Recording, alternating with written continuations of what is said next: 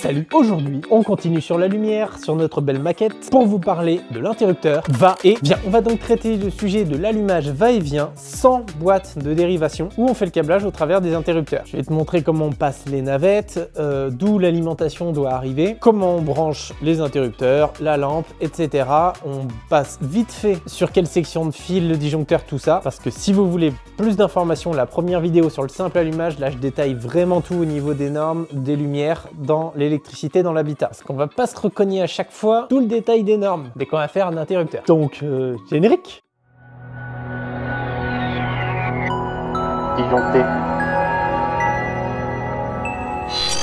Et salut les disjonctés, si t'es nouveau sur la chaîne, n'hésite pas à liker, t'abonner, partager. Et moi je vous remercie déjà énormément pour tous les partages, les likes, les vues, etc. C'est vraiment trop top, vous êtes génial. Et allez, donc on va commencer par percer nos petits trous de 68 mm pour y mettre les pots qui vont recevoir les interrupteurs va-et-vient. Donc un interrupteur va-et-vient, hein, très simple, hein, trois broches, une seule touche. C'est-à-dire que vous avez le 1 ici, le 2 là, et le L qui représente le commun. En gros, 1, 2, navette.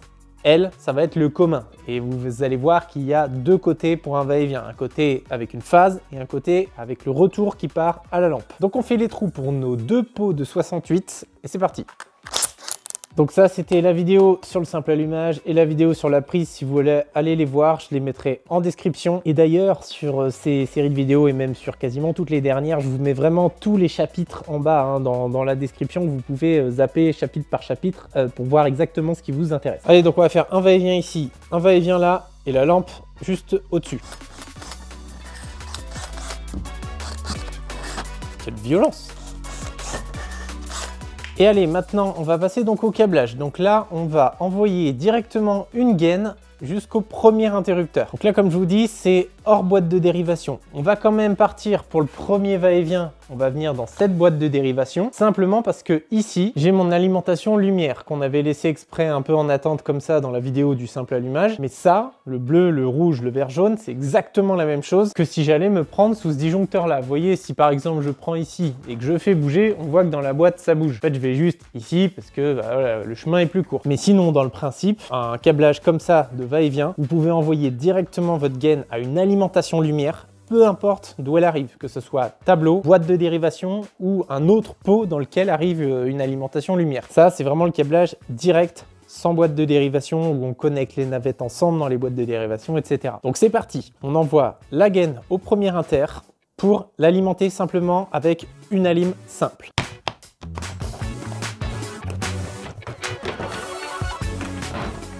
Voilà, tu vois là, la gaine, elle est juste là, elle part au premier interrupteur et on va juste venir nous brancher sur l'alimentation pour envoyer un 230 volts plus une terre dans le premier inter. J'ai pas de rouge. Et il n'avait pas de rouge.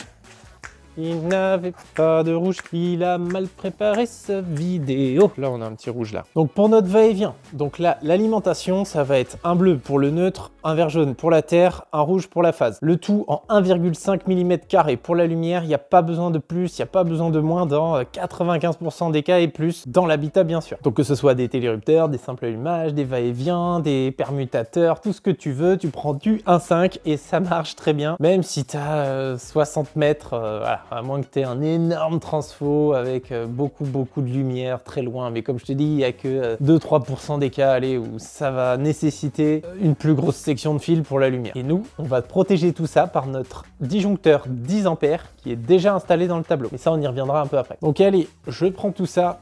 Alors si vous passez du fil dans de la gaine, hein, mettez un petit bout de scotch, vous galérerez moins. Donc c'est parti, j'envoie la lime.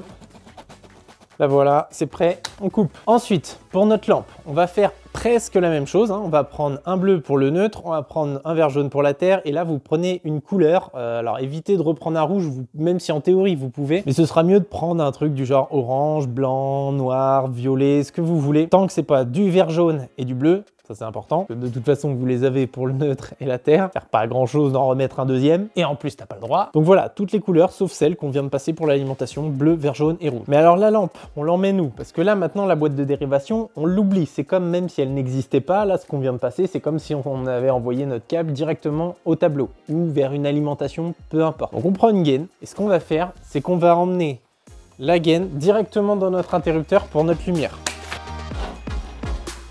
Alors là, avec le vide qu'il y a derrière, si ça se casse pas la gueule, tant que j'ai pas mis les pots, on aura de la chance. Donc j'envoie ma lampe. Et là, j'ai deux possibilités pour câbler mon deuxième interrupteur. On va envoyer ce qu'on appelle des navettes. Donc, c'est-à-dire, ça va être deux fils. Alors, ce sont des fils de conducteurs actifs. Hein. Il va parfois circuler la phase et le retour de lampe dans ces fils-là. Donc, c'est pas des fils qu'il faut toucher, bien sûr, parce que cela chatouille aussi. De préférence, les navettes, on va prendre 2 fois la même couleur pour nos interrupteurs va-et-vient. Et en plus de ces 2 navettes, on va passer soit une phase, soit le retour de la lampe. Ça, c'est comme on veut dans ce cas-là. Donc moi, je vais choisir la phase parce que j'ai un petit bout de fil qui traîne par terre et qui m'arrange bien, tout simplement. Le petit bout de gaine qui va bien. Donc voilà, ça c'est vraiment un interrupteur va-et-vient. 2 fils de même couleur, pas un bleu, pas un vert jaune et pas des rouges non plus. Donc deux jumeaux, on va dire. Ça peut être une autre couleur, mais vous allez voir que pour les branchements, c'est plus simple pour repérer tout ça. Et le fil, donc ça va être, on va l'appeler le commun, soit la phase, soit le retour de lampe. Ce que je vais faire, c'est que je vais mettre le pot pour que ça tienne, parce que là, c'est sûr qu'entre les deux, ça va mal se passer. Et après, on passe à la suite. Donc, allez, on percute les joints. C'est parti. Et je percute tout de suite celui-là aussi pour passer la gaine qui va entre les deux inters.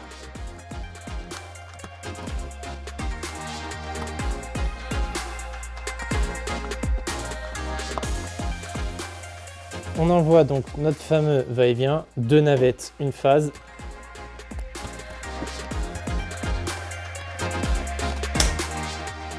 On vient mettre un pot donc pour le second interrupteur va-et-vient. Ouais, ce pot-là, il a pris cher. Hein. Je ne sais pas de quel chantier il sort, mais bon, ça marche quand même. Et voilà, allez, on prépare les vis, comme ça ce sera fait. Je les dévisse tout de suite. Et on passe à l'installation de la lumière dans la foulée. Un petit pot DCL d'applique, donc ça c'est pareil, j'en ai parlé dans la vidéo du simple allumage, donc vous avez étanche à l'air, tout le tralala. On va pouvoir venir brancher directement nos 3 fils à l'intérieur du pot. Ça va ressortir ici avec le petit réceptacle qui est là pour venir brancher nos douilles DCL pour mettre une ampoule de chantier lors des livraisons de chantier, etc. Et après tu as ce super petit accessoire qui permet de brancher directement les luminaires sans te faire...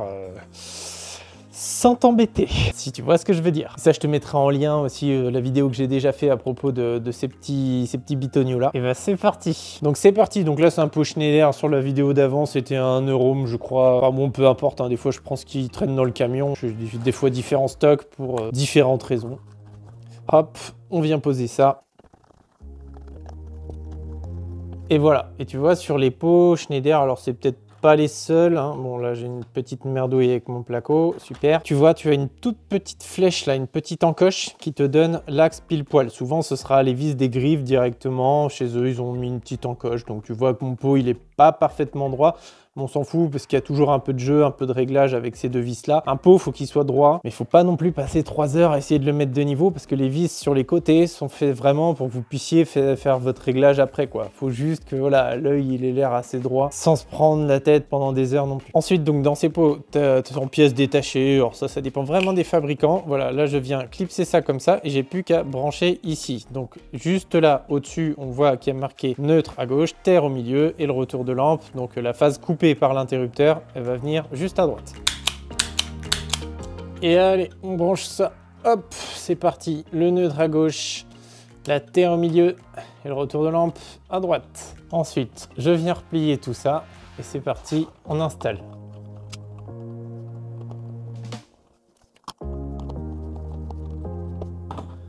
Douille DCL, ampoule, E27. 5 watts LED. Et voilà, maintenant, il va nous rester donc les 2 interrupteurs. C'est ça qui nous intéresse le plus, qui est vraiment le plus technique, hein, parce qu'une lampe, vous avez vu, c'est pas compliqué. On va aller également raccorder l'alimentation dans la boîte. Ça pourrait très bien être directement sous le disjoncteur et puis la terre sur le bornier. Mais là, c'est déjà fait du tableau à la boîte. Donc, on repart de la boîte.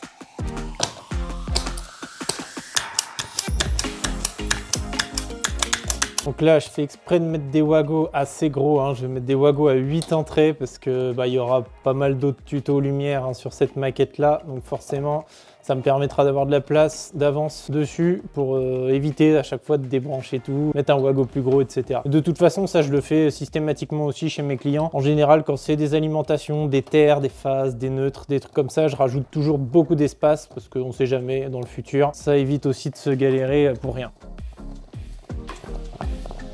Voilà, donc maintenant la boîte, tu l'oublies parce que notre gaine au premier interrupteur qui passe là, elle vient juste dans les wagos pour repartir à ce disjoncteur là. Donc en gros, c'est vraiment comme si on partait de là pour aller là. Et maintenant, là, si on avait du courant, si les disjoncteurs étaient levés, entre le rouge et le bleu ici, on aurait 230 volts. Pour l'instant, rien n'est levé, donc il n'y a pas de souci. Nous, ce qu'on veut, c'est savoir qui brancher où. Donc alimentation et lampe. Déjà, ce qu'on veut dans un circuit de lumière, c'est que le neutre soit raccordé toujours directement à la lampe. C'est-à-dire que ça arrive du disjoncteur là et ça repart à la lampe, d'une façon ou d'une autre. Mais par ce câblage-là, ça passe par l'interrupteur et ça remonte directement dans notre ampoule juste au-dessus. Donc ça, il y a juste à couper les deux pour gagner un peu de place. On vient dénuder tout ça et on va les brancher ensemble.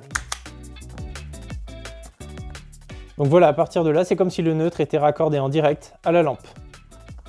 On va pousser ça au fond. Ensuite, même principe pour la terre, c'est exactement pareil, hein. La terre, elle est à aucun moment commandée par l'interrupteur. Donc on arrive, on coupe, on dénude, on met un wago et après c'est comme si c'était du direct jusqu'au tableau. On pousse tout ça au fond et maintenant il nous reste encore pas mal de fils. On voit qu'on a les deux navettes, deux rouges, un retour lampe. Qu'est-ce qu'on fait? Nous, vu qu'on avait passé sur notre deuxième interrupteur le côté phase, alors ça aurait très bien pu être un blanc à la place de la phase, mais je vais y revenir après. On avait passé le côté phase, donc ce qu'on veut pouvoir faire, c'est renvoyer la phase qui arrive du disjoncteur qui est dans ma main gauche à l'interrupteur qui est en bas, donc la phase que j'ai dans la main droite. Donc encore une fois, on va remettre un connecteur, un wago. Voilà, donc là ça vient du disjoncteur, ça repart en bas à notre interrupteur. Donc là, la phase qui est alimentée, hein, c'est donc celle-là. Et maintenant, on a ce qu'on appelle, enfin ce que moi j'appelle, le va-et-vient côté retour de lampe et le va-et-vient côté phase. Donc ça, quand vous êtes passé par une boîte de dérivation avec un câblage classique, c'est ce que vous devez envoyer à chacun de vos va-et-vient. 3 fils, à chaque fois 2 navettes, une phase, 2 navettes et le retour de lampe. Et ça, c'est exactement ce qu'il faut connecter sur vos interrupteurs. Donc on connecte les inters et après je vous explique tout au niveau du schéma. Et juste petit détail, on a envoyé le rouge ici, mais si on avait envoyé un blanc entre les deux, donc 2 navettes plus le même blanc que notre lampe juste au-dessus, en fait, au lieu de connecter le rouge et de le rallonger ici pour qu'il aille en bas, de toute façon il n'y aurait pas eu de rouge, il n'y aurait eu qu'un seul rouge venant du disjoncteur. Et on aurait eu 2 blancs ici. Il aurait fallu connecter les 2 blancs pour renvoyer le retour de lampe. Et on aurait inversé. On se serait retrouvé avec 2 navettes là et le blanc retour de lampe.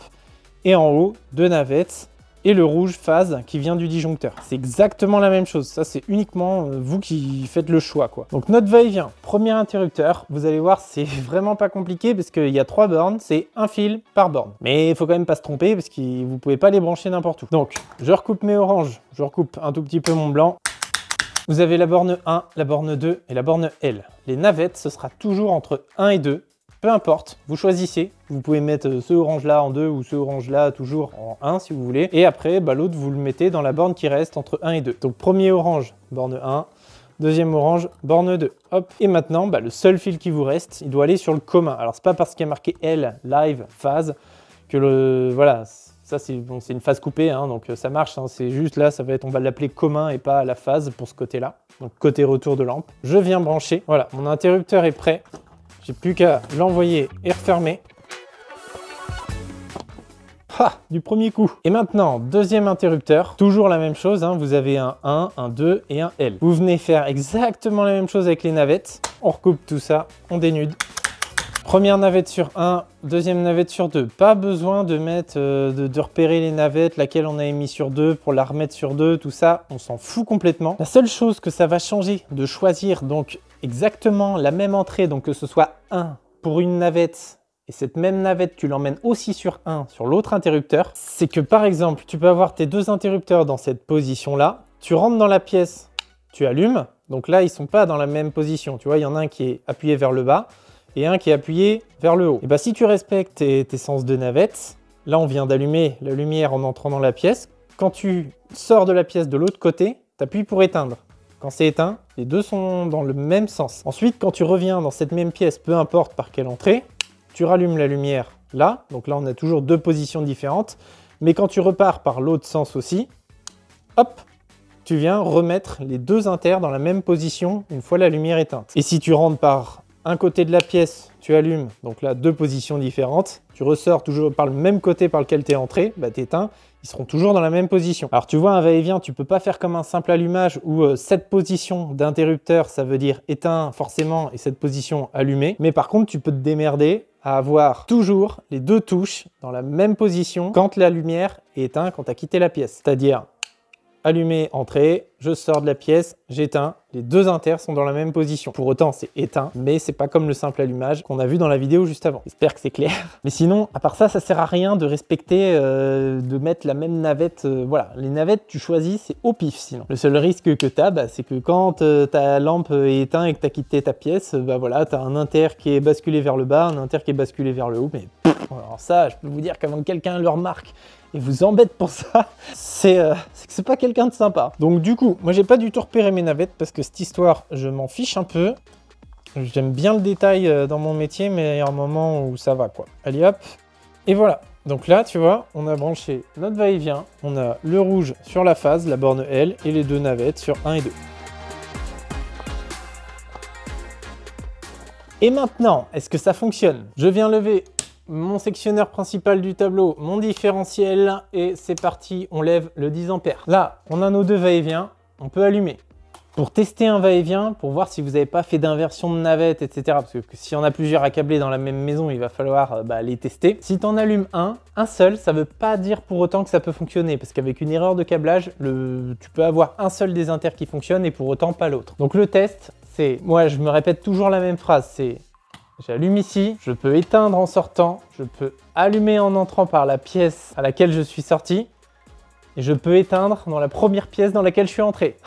Sinon, plus simple, c'est j'allume ici, je peux éteindre là, rallumer là et éteindre ici. Tu vois, c'est pas juste je fais fonctionner un, je fais fonctionner l'autre et ça marche. C'est vraiment tu fais dans tous les sens quoi. Entrée, sortie, j'ai oublié un truc et je reviens dans la première pièce. Voilà, le va-et-vient fonctionne, il n'y a pas de souci. Maintenant, c'est le schéma.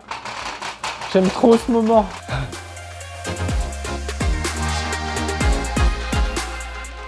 Bon alors, qu'est-ce qu'on a fait nous sur notre maquette? On a notre tableau qui est ici avec notre disjoncteur 10 A qui est ici. Ce qu'on a fait, c'est qu'on a envoyé une alimentation directement du disjoncteur. Alors on est passé par la boîte, mais on va même pas en parler là.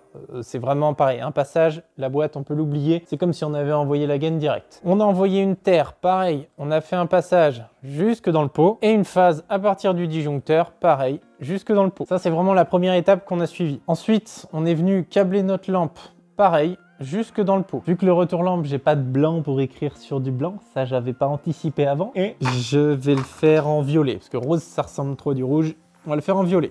Donc le retour lampe, pareil, hein, on a câblé notre lampe jusque dans le pot. La petite terre que j'ai oubliée, la terre de la lampe, pareil, jusque dans le pot. Ensuite, on a été câblé entre les deux inters des navettes. Donc là, on avait des oranges, un orange, deux oranges, et on avait renvoyé une phase également. Donc le premier truc qu'on a connecté, c'était les neutres ensemble. Donc neutre à travers le pot directement. Là, on n'est pas encore sur l'inter. On est venu comme ça, on a mis un wago ici. On a fait la même chose pour la terre. On est venu ici, on a envoyé un wago au travers du pot. Terminé. Donc là, jusque là, pas très compliqué. Tu vois, le neutre, il part, il vient sur le wago, il renvoie la lampe. Pareil pour la terre. Ensuite, la phase, on est venu la connecter pareil avec des wagos au travers du pot également. Donc là, on a une connexion ici aussi. Et après, on a branché notre inter. Donc on est venu prendre une des deux navettes en orange. Elle est venue sur notre inter ici. J'ai oublié de dessiner les contacts de l'interrupteur, des interrupteurs. Et l'autre navette est venue se brancher sur le 2 ici. Ensuite, on a pris notre retour de lampe qui venait directement de la lampe. On est venu le brancher sur L ici. Donc notre inter, tu vois, il a navette 2, navette 1 et retour de lampe qui va à la lampe. Ensuite, dans l'autre inter, on est venu directement prendre une navette, faire la même chose. On s'est mis sur 1. Avec l'autre navette, on est venu se mettre sur 2 aussi. Et notre rouge de phase qui vient du disjoncteur, elle est venue se connecter sur L ici. Ça, c'est exactement qu'est-ce qu'on a fait. Ensuite, maintenant, pourquoi ça fonctionne? Encore une fois, une lampe, elle aura toujours le neutre raccordé en direct comme si ça venait du disjoncteur. Donc si on suit l'affaire, Tu vois, le neutre, il passe par le wago, il remonte au disjoncteur ou inversement, il part du disjoncteur, il remonte à la lampe. On appelle ça comme on veut. Dans tous les cas, c'est bon en direct entre les deux. Pareil pour la terre. La terre, ça vient du bornier, ça passe par le wago du pot, ça remonte à la lampe, ça, c'est facile. Après, la condition pour que la lampe nous fasse de la lumière, c'est qu'elle ait et le neutre et la phase. Mais la phase, elle est ici pour l'instant. Donc la phase, elle part du disjoncteur. Elle vient ici, elle se connecte au travers du pot pour être renvoyée dans l'autre. Donc elle va directement ici. Là, elle arrive sur cette borne-là. De cette borne-là, le contact de l'interrupteur étant comme ça renvoie la phase dans une des navettes. Donc là, on suit le chemin. Donc c'est la navette qu'il y a au milieu ici. Ça vient sur le 1. Là, on voit que le 1, il est en contact avec rien du tout. Donc ce qui veut dire que la lampe est éteinte. Si on appuie sur notre interrupteur qui est en haut, on vient faire coller le contact ici, tac, directement. Et là, vu que notre phase arrivée là, ça renvoie dans le retour de lampe, ça vient ici, et du coup, bah ça y est, on a de la phase et du neutre, donc la lumière s'allume. Mais là, dans ce cas de figure, ça fonctionne. Il y a de la lumière. Si on rappuie du coup sur n'importe lequel des deux, donc si on rappuie sur le même, forcément, ça va venir rebasculer ce contact ici et priver le retour de lampe de notre phase qui venait de l'autre inter. Si on appuie maintenant sur cet interrupteur-là pour éteindre, parce que là, notre lampe est allumée, ce qui va se passer, c'est que là, c'est carrément la phase qui vient du disjoncteur. Donc ça, cette borne L, rappelle-toi, ça vient ici dans ce pot, ça se connecte là, ça renvoie vers le tableau. Donc là, si on vient justement appuyer sur celui-là, on a enlevé le contact et on vient juste le remettre comme ça. Donc là, la phase, au lieu de repartir sur 2, etc., va cette fois-ci repartir sur 1. On vient ici sur 2. Et là, vu que notre dernière position d'interrupteur, c'était ça, bah voilà, la phase, elle s'arrête ici, dans le vide. Donc là, ça arrête de s'éclairer. Et ainsi de suite. Ça, on peut le faire dans tous les sens. Et voilà, c'est à chaque fois que tu appuies sur un inter, bah, il y a plus de...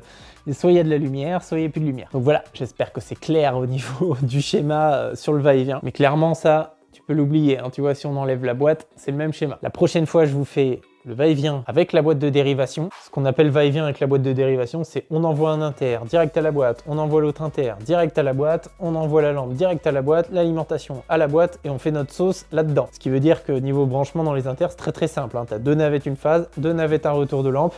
Et de la lampe, bah, c'est la lampe. Mais par contre, ce sera dans la boîte que ce sera un peu plus complexe. Et moi, c'est comme ça que je fais le plus souvent, c'est de tout envoyer dans les boîtes. Ce genre de câblage, c'est bien quand vous avez une boîte qui est très loin de l'allumage en question. C'est-à-dire que, admettons, vous avez plus de 20 mètres entre la boîte et votre chambre, par exemple, dans lequel il y a un va-et-vient.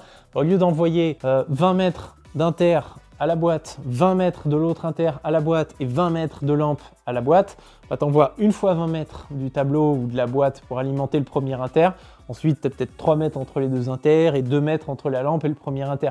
Ça permet d'économiser beaucoup de fils. Et de là, tu peux même repartir, vu que tu as une alimentation dans cet interrupteur-là, tu peux même aller reprendre cette alimentation, donc ce rouge, hop, ce neutre qui est sur wago, hop, et cette terre qui est sur wago également, ici aussi. Donc là, tu vois, tu repars avec la même alimentation qui arrive de ton disjoncteur.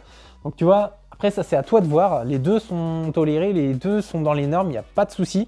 Faut juste que tes wagos, voilà, que t'es pas poussé avec les pieds, les genoux et tout pour fermer ton inter. Mais là, moi j'ai une boîte de 40 mm de profondeur sur ce qu'on vient de faire. C'est la profondeur standard, il existe des 50 voire même des 60. Donc voilà, niveau de la lumière, le 1.5 ça se plie bien, c'est pas comme les prises. C'est plus facile que le 2.5 à pousser dans les pots et les inters, les mécanismes prennent moins de place que des prises. Donc tu vois, c'est à toi de voir quelle est la situation qui va le plus t'aider. Après, on verra aussi quand j'aurai bien équipé la maquette pour tout ce qui est domotique, etc., que la partie câblage classique, c'est-à-dire envoyer chaque inter à la boîte, chaque lampe à la boîte, c'est plus pratique pour domotiser si on veut dans le futur. Parce qu'une fois que j'aurai fait la maquette, il y aura pas mal de trucs, qu'on aura mis pas mal de lumière. Je vais commencer à attaquer le Delta d'or, ça je sais que vous attendez aussi. Alors je sais que je tease beaucoup de vidéos en ce moment, mais c'est que ça prend énormément de temps, le tableau, le machin, le truc. Et en même temps, ces tutos-là sont pas mal aussi pour tous ceux qui connaissent rien.